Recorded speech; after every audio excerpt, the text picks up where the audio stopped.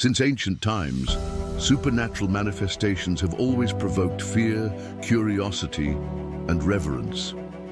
But there's one episode in Scripture that goes beyond anything you've heard about spiritual warfare.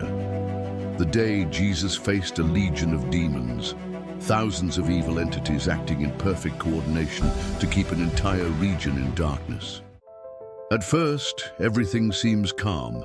A boat gently rocks on the waters. The disciples are exhausted. The sky begins to darken. Nothing seems threatening until the invisible starts to manifest.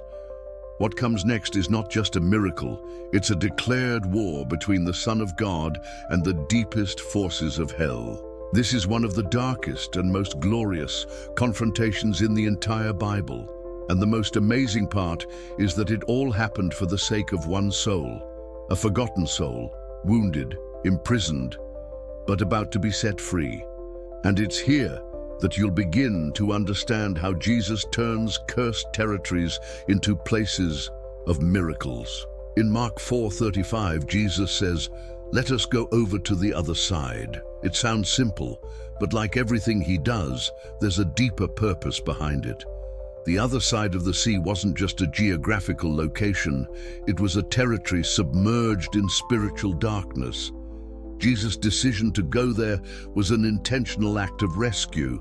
He knew what he would face, and the spiritual realm did too. As the disciples rowed, hell was already stirring, aware of who was approaching. The sea, once calm, suddenly shifts. Violent waves threaten to overturn the boat. Even though the disciples were used to the sea, they panic. The scene in Mark 4:37 is clear. A great storm surrounds them. But Jesus is sleeping. In the middle of chaos, he rests. Not out of negligence, but out of dominion. When they wake him, he commands, "Quiet, be still," and the wind obeys. Nature, created by him, bows to his authority. A deep silence settles in. If this message is already touching your heart, subscribe now to the channel, activate the bell, and check out the materials in the description and pinned comment. They'll deeply edify your life, strengthen your faith, and help you walk closer to God. So take a deep breath and follow me in this powerful spiritual journey. After the sudden calm, the disciples don't relax. They're even more afraid. "Who is this? Even the wind and the waves obey him," they ask. Mark 4:41. What they just witnessed wasn't just a natural miracle, but a cosmic demonstration of authority. This crossing wasn't just a journey, it was the beginning of a divine mission. On the other side, a dark scene awaited, a place that had long lost the brightness of God's presence. When the boat reaches the region of the Gadarenes, Mark 5:1, there's no crowd, no welcome. A man completely out of his mind greets them, someone who lived among the tombs. He came out from the caves like a ghost, a body wounded inside and out. Chained many times, he always broke free. His screams echoed through the hills day and night. This wasn't just madness, it was intense spiritual oppression. A battlefield lived within that body. What's most impressive is that even under the control of evil forces, the man runs toward Jesus. He doesn't reject him, he draws near. Though demons screamed inside him, his soul recognized the Savior. This is one of the Bible's most powerful moments. The human soul, broken and shattered, still responds to God's presence.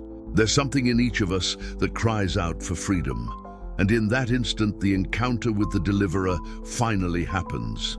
As the man throws himself at Jesus' feet, he's no longer speaking for himself. A distorted voice cries out, "What do you want with me, Jesus, Son of the Most High God?" Mark 5:7.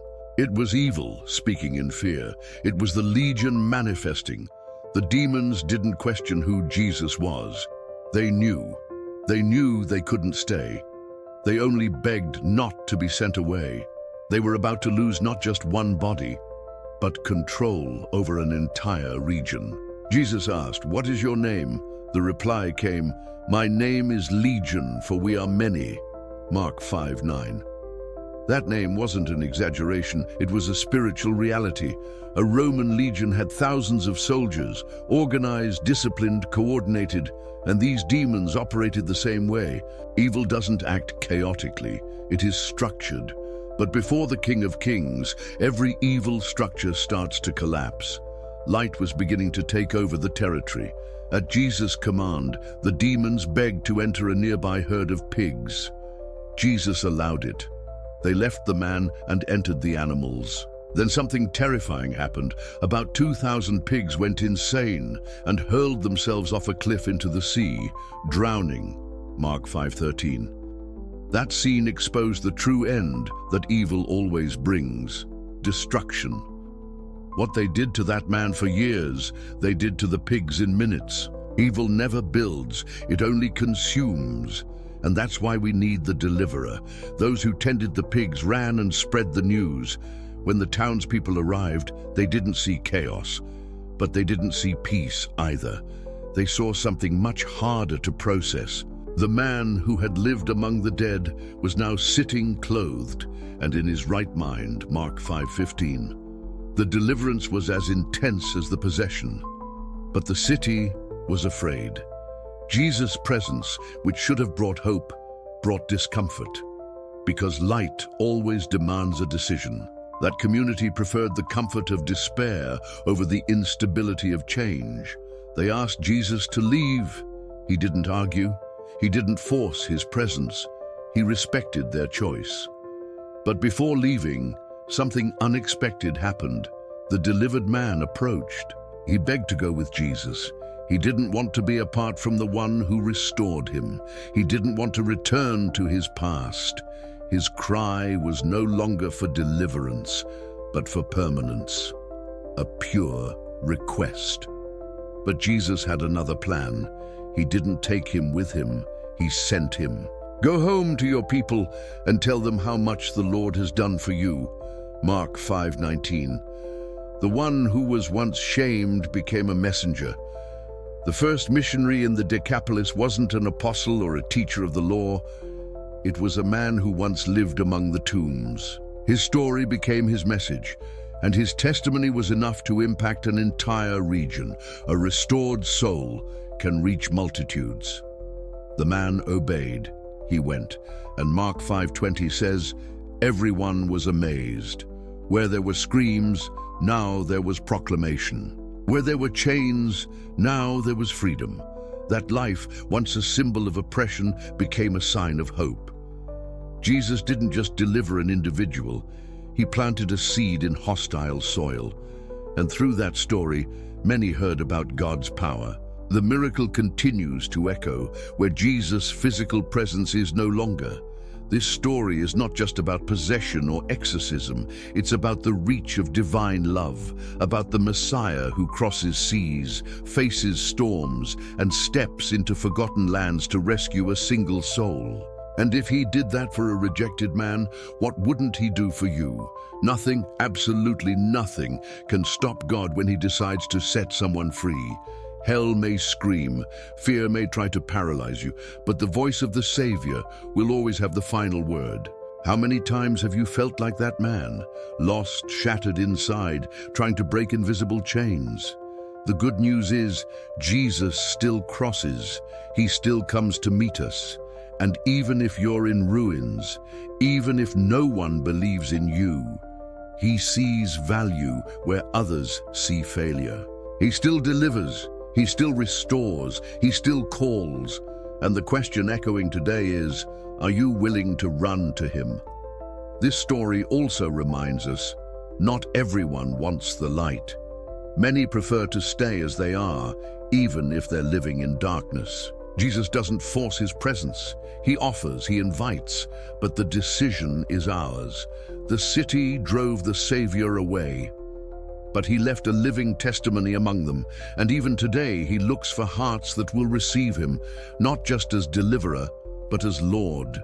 True transformation begins when we allow Jesus to remain. Jesus' question, "What is your name?" still echoes. He doesn't see us as our sins or traumas. He calls us by name. He wants to restore our identity, what the enemy tried to erase. The same Jesus who cast out the legion wants to dwell in you. No matter how many voices scream against your mind, when he speaks, everything falls silent. And in that silence, full of peace, a new story begins.